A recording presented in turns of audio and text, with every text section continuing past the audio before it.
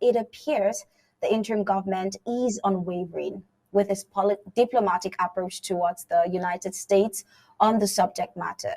The question is, what is the rationale behind this unwavering decision at this time, especially owing to the fact that other African nations, like even South Africa, who's not putting Russia in the backseat. Some Amazonians have suggested that the interim government rather take the position of neutrality. It indeed has been a heated debate for the past few weeks within the Amazonian circle. Like I said, the question is, what is the rationale of the interim government vis-a-vis this situation? Okay. The president spoke at length about this before. We don't look at any country as being our enemy, but we look at the attitude of every country towards our struggle. How many countries in the world have actually passed resolutions within their own parliament condemning what Cameroon is doing to us? I think the only country that has actually done that is the United States. I haven't seen any resolution coming from Britain. I haven't seen resolutions coming from the European Union. I haven't seen resolutions coming from Germany or from any of those countries in Europe, including Russia. So I guess the president made a very good example when Nelson Mandela had his interview with Ted Capel, the journalist, when he visited the United States.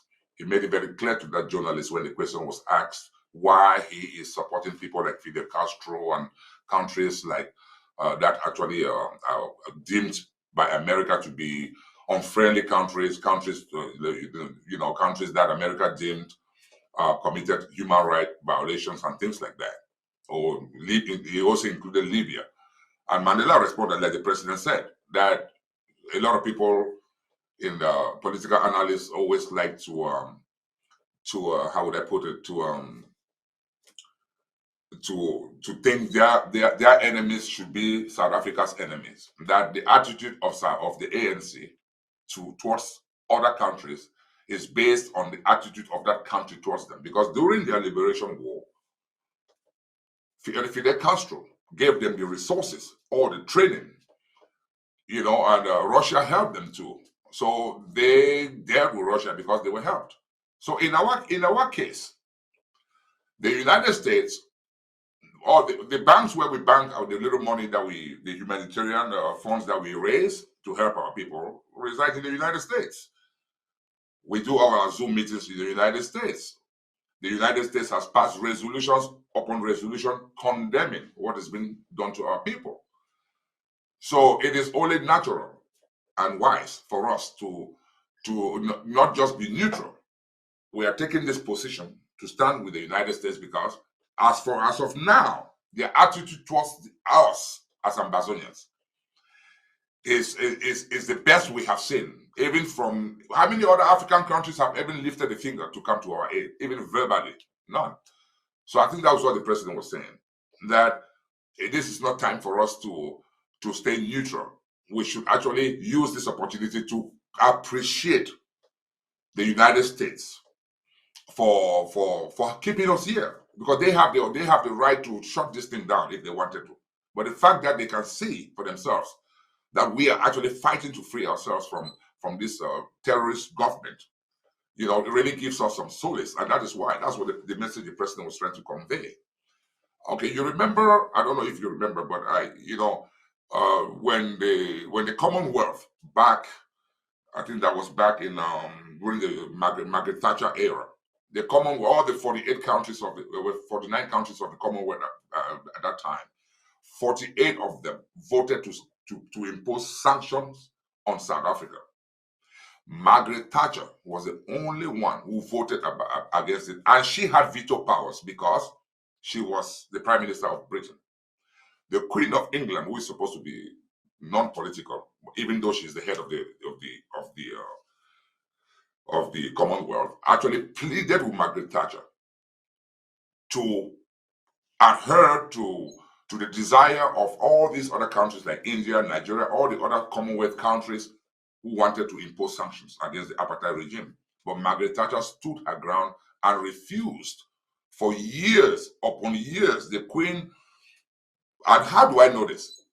Because that's the only time that the monarch and her prime minister actually fell off a little bit.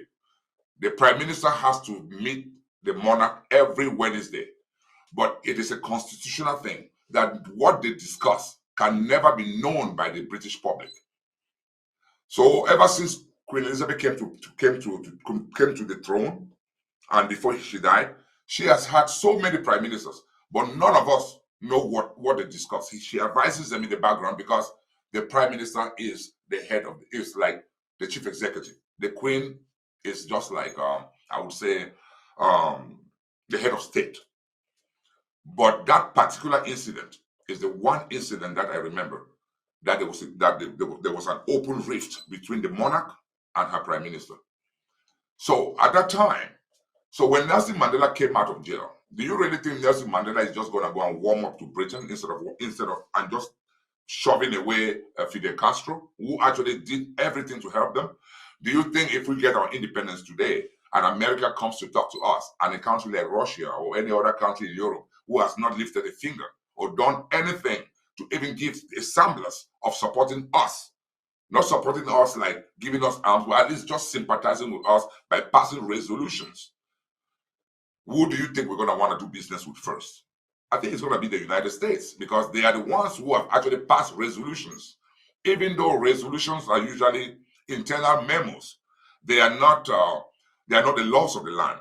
A resolution can only become a law if it's actually passed in Congress as a bill and sent to the president for his signature. But as long as it's just a memo that is passed within the legislative branch of government in the United States, it cannot be enforced, because that is not the official position of the government. But at least, but still yet, it gives us some solace that some legislative body in the world actually sees with us, actually recognizes the fact that we are being battered by these terrorist troops. And we are looking forward to the day when the United States position on Ambazonia will shift. And it is coming. I am praying, and we should all pray, that the United States takes a bold step to put an end to this war, not by giving us peace without dignity, but recognizing the fact that they have a moral obligation to honor their vote, their 1608 vote, granting us our independence. America should do that, and I hope they do it. And I'm sure that someday we're going to wake up in the morning and we're going to see a shift towards us. I really pray for that. So that's all I have to say about that. I think the president did a great job with that interview. Thank you. Thank you so much, Mr. Vice President. Well, while we would be giving you another opportunity to express yourself when it comes to the draft coming soon. The Atlantic Zone will be drafting on the 15th of April. What are your expectations? While you're also expressing and telling us what your expectations are, would also want you to give us your last words as well. Okay, the Atlantic draft is coming on the 15th. And my fellow Ambazonians, this is an opportunity for us to stop talking and act by contributing and redeeming all your pledges. Because this year we are doing things differently than we do the past 3 years. And Ambazonians have been responding so positively to this concept, because they know that the federal government has the capability of identifying problems all over Ambazonia and try to do things that would actually ameliorate the situation. The presidency works with all the defense houses in Ambazonia, because our goal is to make sure that those places that are not hot become hotter. The places that are actually hot right now, let them become hotter. The places that are cold, let them become warm and even hotter. So that is what we are trying to do. So this federal draft is one of the most important things in our time. Every Ambazonian who has the means should go in and draft, because as far as I'm concerned, Everybody has already drafted $1,000. Because when they say draft, it doesn't mean that you come and give $100 you are drafted. Every Ambazonian has already been drafted, $1,000, which means if you are an Ambazonian and you are for this struggle, your name has already been put down for $1,000 for the federal draft. Your responsibility at this juncture, at this time, is to keep redeeming that pledge. Keep paying until you get to that $1,000. And after the $1,000, please, if you have more, keep giving. Keep giving. I just want to promise you people something. I know that things might happen differently, but what I feel, the excitement that I have in me is really overwhelming, in the sense that I know exactly what our men and women in defense can do. They have a plan. We have to make sure we give them the tools they need to carry on with that plan. And the plan is not to go around just fighting. Because like I said, we didn't start this war, but we sure are going to do our best to defend our communities and defend ourselves. So what we are telling La République du Cameroon is that if you continue coming into our territory and killing our people, we also have a moral obligation to stop you. That is why I'm advising every able member of our community, every citizen of Ambazonia, especially those communities like the one in Ako, when Fulanis are coming in from Nigeria to attack them, please arm yourselves. Call a general, an Ambazonian general or an Ambazonian fighter, and inquire from them how you can purchase a weapon. Arm your communities. No Ambazonian should be afraid to carry a gun. It doesn't matter if you are 50 years old. Carry a gun and defend your wife and your children. Defend your properties.